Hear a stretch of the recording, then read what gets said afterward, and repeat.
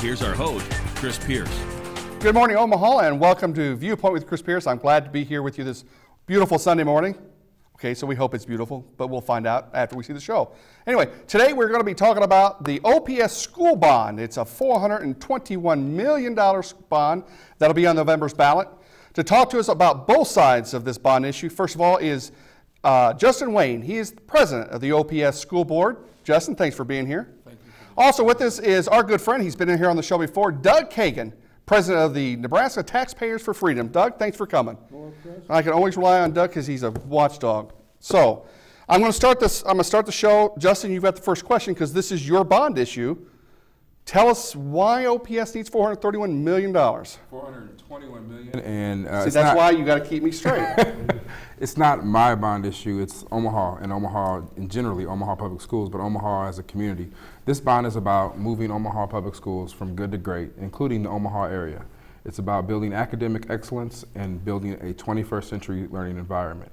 And we'll talk a little bit about the academic excellence. We have a strategic plan that was adopted this year that raises rigor across the board. But the reason we're here to talk about is the bond that's a 21st century learning environment. We need safe and secure schools. We need schools that provide the tools that allow students to be marketable and successful in tomorrow's technology-driven society. And we need to make sure that our schools have a positive, conducive learning environment. We have schools that have not been touched in 50 years, and it's time for us to make sure our students have the learning environment that they demand. Okay, so before I go to Doug, let's get some specifics. Exactly how is that money being spent? Well, we have set $131 million for safety and security, $260 million for capital improvement, and then around $30 million for growth. And now, when you say growth, are we talking new schools? We're acquiring land for the potential of new schools down the road. So, yes. So this $421 million isn't for building new schools, but it is to require land in order, if down the road we want to build schools. Correct, and part of the reason is because in Northwest Omaha and South Omaha, land is being eaten up quickly. And so we need to make sure we secure that land to meet the needs of our students if and when we decide to build new schools, which we will. But more importantly, this is about safety and security. We have schools, we have 4 of them that are open concept that have to be completely redone. Open concept is a 1960-70 concept where there are no doors, there are no locks inside the building. And from today's day, you think about active shooters, that's a huge problem, so we have to address those. But we have other things such as buzzers, allowing people to get in, access. We have parking lots that need to be fixed, make them ADA compliant. We also just need capital improvements. We have schools that haven't been literally touched in over 50 years. And it's time for us to make sure we take care of our students in Omaha. Okay, Doug, you've heard him. He's saying it's for safety and security. He's saying that we need some updates, but he's also saying that they need to acquire land so that in case they need to build schools in the future, they can still build those schools. What your thought about this $421 million? I got it this time. One of our major objections is that there's a lack of specificity in what they want to do. They say they want some new safety features, they want some renovations, but if you look at the study, the Jacob study, you'll see everything is laid out, but there's no specific dollar amounts for what they want to do. So essentially what they're asking the taxpayers to do is write a blank check to the district. Now, correct me if I'm wrong, but I believe the ballot actually says up to $421 million, so it doesn't necessarily mean the bond is going to be for the full amount, correct? Not necessarily, but if you look at the past OPS bond issues, they've said they're going to do certain things with the money, and then they use the money for different purposes. So we're not even sure that the $421 million, or even if it's less, is going to be specifically spent on what they've said it's going to be spent on at this time. Now, Doug, would you agree, though, that some of these schools are older, and given just kind of the way our society has gone along the lines when it comes to safety, don't you think we need to make sure that we do things to keep our kids safe? Oh yes, things do need to be done in the OPS schools for safety and security reasons, and OPS probably has more older schools than other school districts in the metro area. But we still think it's more of a list of wants and not a list of needs.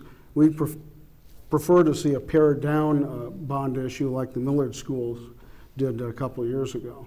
Now, Millard has another school bond up this November, correct? No. Okay, I know there's two other schools. I'll have to figure that out. It'll come to me here in a second. But Justin, he brings up a good point. The way that it's kind of been expressed is, this is what we want. These are very general ideas, but shouldn't the people that are going to vote for this know exactly what you're going to be spending? Well, and that's where me and Mr. Kagan disagree. Our initial needs were $1.1 billion, and we've scaled it all the way down. Now, where did you get the $1.1 billion? That's a big number. That's a huge number, and what happened is Jacobs came in and looked at all of our facilities, looked at all the data, and said, look, based on your programming and projection of growth, these are all the schools that have to be renovated. And we knew as a board that just wasn't palatable for the public to vote on. So we went over a series of months since June, having conversations about how to scale that down. And we've scaled it down to 421, and those are basic needs that are needed. Okay, so when we come back, I want to get into some more specifics like Doug wants, but I also want to talk about what are you going to do, because one of the things you mentioned is increasing academic standards. So when we come back, we'll be getting into those kinds of issues when we come right back.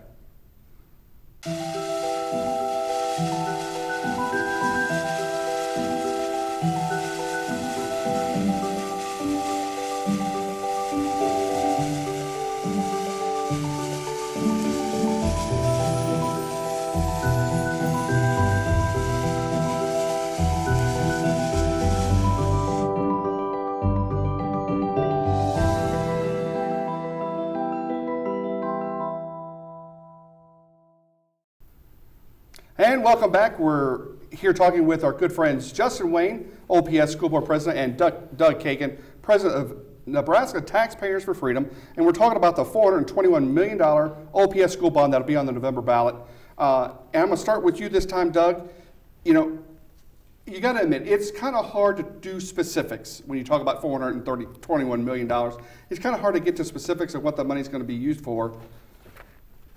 Is it more important, let's approve the school bond and then, like your organizations, be a watchdog on how they're spending it?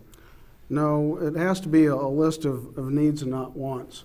Now, when you say that, can you be a little more specific? What do you think is some of their wants? Well, some of the wants are doing renovations that don't need to be done. They're renovating some schools that probably don't need renovations as much as other schools. But our issue here is that their OPS is spending money on things they don't need to spend on, like crosstown busing. That costs them millions of dollars every year in transportation costs and fuel. They could take that money and put it into the renovation and reconstruction of schools, so they don't need so much bond money from the people. Also, they have they're top heavy with bureaucrats. They have 5 new bureaucrats to serve as executive directors to school principals. They have a director of diversity. They have elementary school bureaucrats who are literally babysitting for the kids who misbehave and have to go to the principal's office. There's a lot of places OPS could cut, and they could have more money to put into the schools. Also, we've heard all along that there's going to be some private money raised to help renovate the schools, and we haven't seen any private dollars so far. All right, Justin, what I'm hearing, he's saying, maybe if the OPS school board did a better job budgeting the money that they do get from their tax levy, maybe they don't need all this money from bond issues.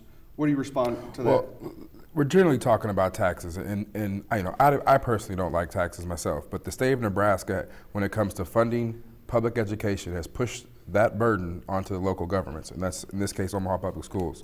But some of the things that we have done is, one, we have the lowest mill levy, which is the lowest levy rate around the learning community or Douglaston County, Sarpy County area. So we are being fiscally responsible in that sense.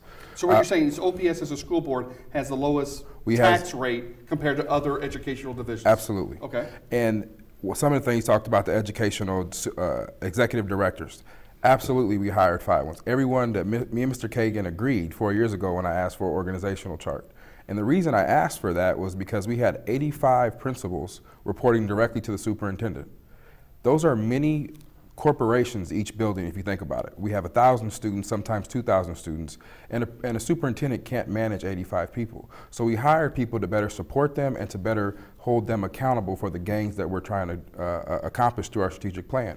The other part of that is we've moved 30 people, over 30 people, out of the teacher administration building back into the classrooms, back into the buildings. So we are moving in the right direction as far as realigning and making sure we are operating most efficiently and effectively as we can. Okay, Justin, let's get into what I want to talk about. How does what you're doing, because one of the things you said that one of the goals of this bond is to increase the academic achievement of our students. Tell our audience exactly how is this $421 million going to actually affect and increase the achievement of our students? Well, there's a couple things, and we have a strategic plan, and I brought it here. It's a thick document. It's a lot of pages, but we have a strategic plan that we adopted, and in here it talks about using technology and making sure we have kids who have the skill sets to go out and be successful in tomorrow's technology-driven society. We have buildings right now where literally we operate on the old dial-up system, where I call it the old AOL system. So you're talking about the internet? Internet. So when they try to take a test, or which we all grade our schools on, they literally have to take it over 2 or 3 days, if sometimes 4 or 5 day period, because all the students can't get on the infrastructure that is needed to get those students on the internet at the same time. Okay, Doug, you can't disagree with that one. I mean, if we've got students at our schools using dial-up, you would agree that that's a good investment in our schools? Absolutely. Okay, I've got an agreement here. I'm happy already. I got an agreement. Actually, me and Mr. Kagan agree on a lot of things. But let's see. Every time the OPS does a bond issue, they say it's for the kids, it's to improve the kids. Let's look at what the proficiency scores are right now after several bond issues. There's proficiency scores in 8th and 11th grades dropped 1% this year. Only 15% of South High students are proficient in math, 19% at Benson High. It just seems that OPS throws money at something, and if it doesn't work, they want to throw more money at it, thinking they'll get a different result, and they really don't. But the reality is we haven't passed a bond in 15 years. We have not asked the voters in 15 years for a bond. So that's not necessarily true, and our strategic plan is going to address those concerns. And part of the concern you have is making sure we spend the money. We have talked about it at many board meetings. We are going to establish a bond oversight committee, which I'm asking you right now on the air to be a part of, so you can make sure that we are spending all the dollars in the bond effectively and efficiently in the manner that you as a taxpayer think we should be doing. Cliffhanger before he answers that question. We'll be right back, and we're going to find out what the answer to Doug on this invitation to be part of this commission when we come right back. Selling cookies is about the big picture. You have to have a goal. A big goal. something you and your team Want to do in the world. We choose where the money goes. A trip. An adventure. Helping people out. helping a lot of people out. And about the money. We are responsible for it. Handling it, managing it, Tracking it. Doing great things with it. This is business. girl business The biggest girl-run business in the world. Did you think this was just about cookies? Do you know about 211? It's help for an elderly relative or a troubled teen, family counseling, or job training. Instead of hunting for phone numbers, dial 211. 24 hours a day, 7 days a week, talk to someone who will find the local information you need. United Way and its statewide partners want you to get connected and get answers. Dial 211 or go online at ne211.org. Hey, welcome back to Viewpoint with Chris Pierce. I think we have a historic show going on today. First of all, we've been able to broker an agreement between our two guests. First, Justin Wayne, OPS Board President, and Doug Kagan, Nebraska Taxpayers for Freedom. But we just got an offer. We left with a cliffhanger that Justin offered Doug a position on the commission for watching the bond issue. So, Doug, the floor is yours. Do you accept the position? I would gladly accept the position if there's more specificity in what they want to do on the bond issue, and if there's a complete and total rendition of what the costs are. For example, they want to reconstruct schools. Well, if they're going to tear down a school, what additional transportation costs are going to be for the children? Where are they going to put the children? How much is it going to cost to transport them? Those things aren't in the bond issue. Justin, sounds like he says yes, but is he going to be out there and be a watchdog on every dollar you spend? Yes, the Bond Oversight Committee, once this bond passes, will oversee all the contracts, all the disclosures and everything going on with the bond. And if and when, and it's not going to if, when we're under budget and on time on these projects, this committee will recommend what we do with any additional dollars if there already have been procured or not. So I welcome him to be on there. And as far as it relates to the detail of the plan, on OPS's website, there's a detailed plan from Jacobs, which I believe is detailed, that outlines building by building what's going in there. It doesn't have a dollar amount for fire, for security systems, but at the end there is a total saying $10,974 at this particular building for all the things listed above. That is pretty specific when it comes to a bond issue of this magnitude. And again, we understand we have to build trust with the community. We're asking this community to be a partnership, not a piggy bank. And part of that is to make sure that we establish this bond oversight committee. So over the next 3 to 4 years, we can establish that trust of transparency and making sure that we're a partner with the community, they're not a piggy bank. Well, Doug, looks like you got a new job. So you're gonna be a watchdog for this bond issue when the money, in Justin's term, is going to pass. But you're going to be watching every penny. But one of the things we kept hearing as we talked to people on Facebook and others, that this is only phase 1 of 2. Do you know what people are talking about when they discuss that with the OPS bond? Oh, absolutely. OPS wants to pass another bond issue for $377 million in 3 years. So the total is going to be about almost $800 million in bond issue, and that's going to that's going to be a big negative for homeowners and businesses. Plus, they haven't calculated how much more we're going to have to pay out for the interest on those bond issues.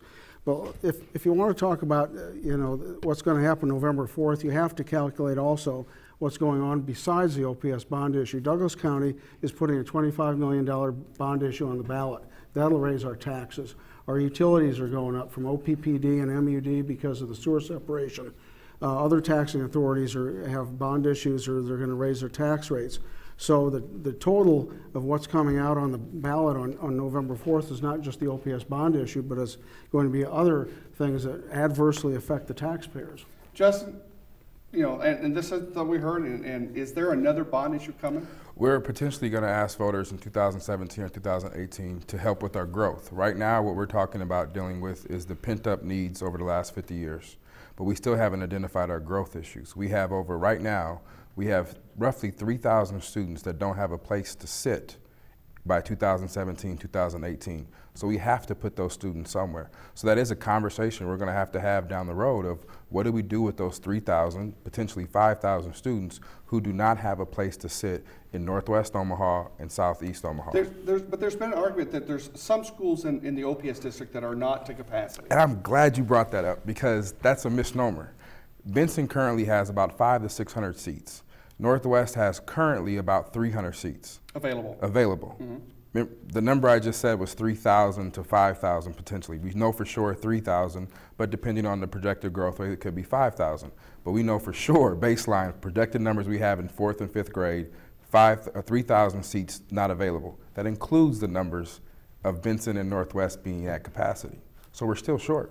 So either we don't do anything, and then 20 years from now, come back to taxpayers and say, we have a whole bunch of pent-up problems again because we didn't address it, or we start thinking long-term about how do we really start a capital plan to address these needs. So Doug, what do we do? What do we do when the OPS has got some growing pains, is going to have more students than they can handle? How else, other than through a bond issue, without raising the mill levy, which is even bigger, so what's the solution? If we don't do a bond issue, but yet we have this 3,000 to 4,000 student growth here coming up, how do we serve those kids? I think it's regrettable that there hasn't been more long-range planning by OPS, but OPS does have a building fund, and in past years they could have remedied their problems by using more money from the building fund and their cash reserve fund. I don't know, I haven't seen the projections, so I'm not sure if that many kids are going to be going into high school in OPS at that time. I know a lot of people opt out their children from OPS to the different school district high schools now. So I think it would be premature to say that there's going to be that few spaces available. And I think if they went back to the neighborhood school system and let the children go to schools in their own neighborhood, they wouldn't have this problem of where there's too many spaces or not enough. Unfortunately, Doug's going to get the last word on this issue, the $421 million OPS bond issue. I want to thank Justin Wayne, OPS board president, and Doug Kagan, Nebraska Taxpayers for Freedom. We found out two things. One, we got them to agree on at least one thing, and Doug's got a new job. We'll be right back. Listen, I think it's time we had that talk. Now, I can tell that you really like this girl, but I think you kids move way too fast. I just need to know that you're using protection. Dad. So buckle up, son.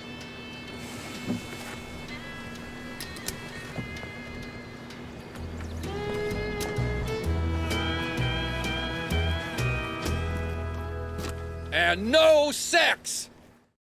As a Nebraska nonprofit corporation, Viewpoint Television understands how important public service announcements can be to an organization. We currently dedicate 5 minutes of broadcast time from each of our shows to nonprofit and community organizations.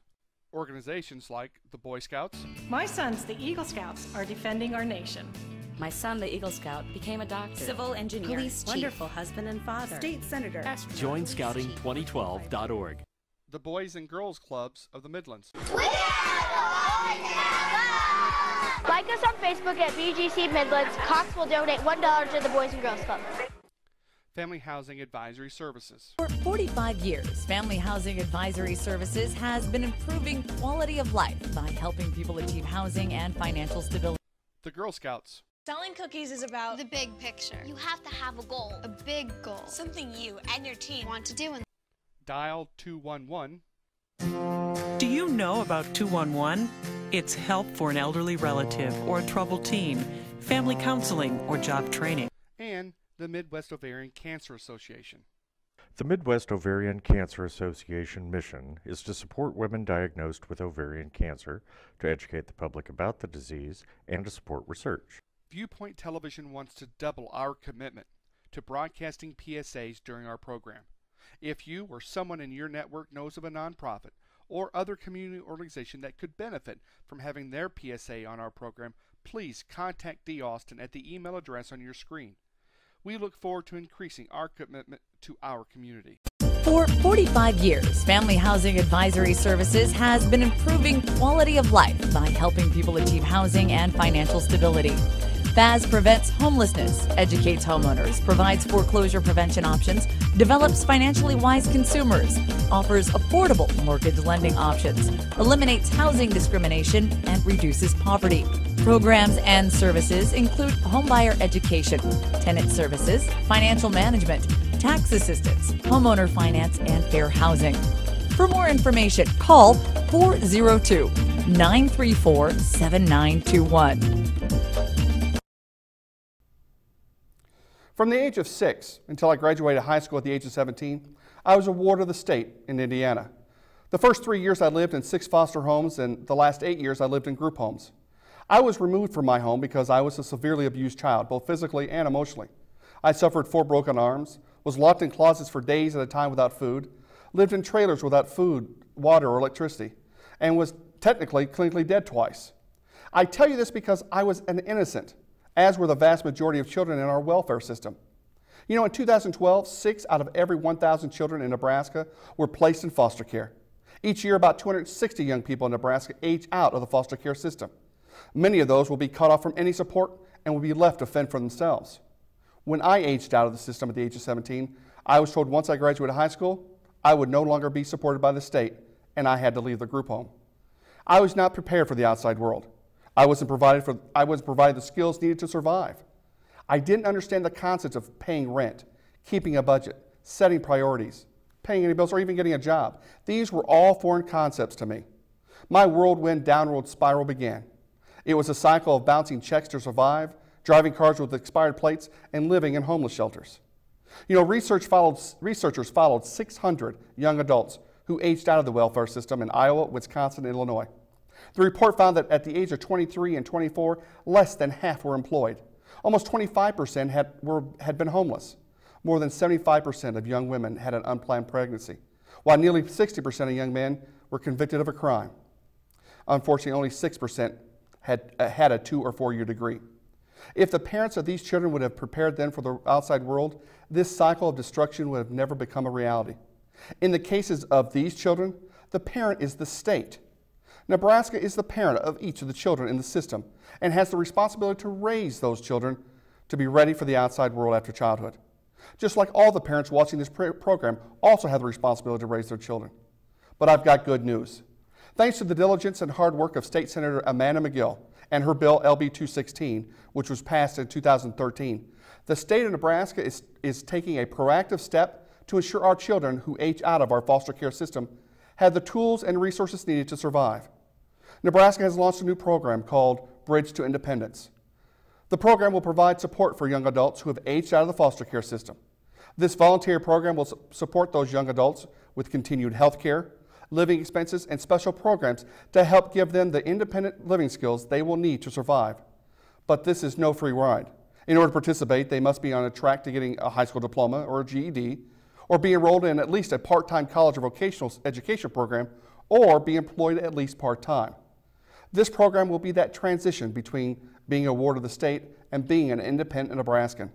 It is unfortunate that we have to use these additional state resources when we have the opportunity and responsibility to take care of those innocent children in the first place. It is also sad that our foster care system has become nothing more than a holding cell for those children until they are no longer our responsibility. I personally want to thank Amanda McGill for recognizing that our state has completely lost its basic responsibility of parenting for those children. I hope that this program will be utilized and administered appropriately. I will have my eyes on Nebraska's health and human resources and on this program. It took me nearly 10 years to get my life back on track. I don't want our innocent children who have endured enough suffering to be set up for failure due to our negligence. To find out more about Bridge to Independence, check the website that's at the bottom of your screen. Well, that's our show for this week. I want to thank OPS School Board President Justin Wayne and Nebraska Taxpayers for Freedom's Doug Kagan for coming on this morning and discussing the OPS school bond ballot measure. Next week, our guest will be Attorney General candidate Janet Stewart, and we'll also be talking with one of the candidates that are running for the seat of our new Lieutenant Governor, which he just vacated. LD6 candidate Joni Craighead will be with us to talk about her candidacy and the possibility of being a state senator before next January. Until next week, remember, everyone has a point of view. Respect it.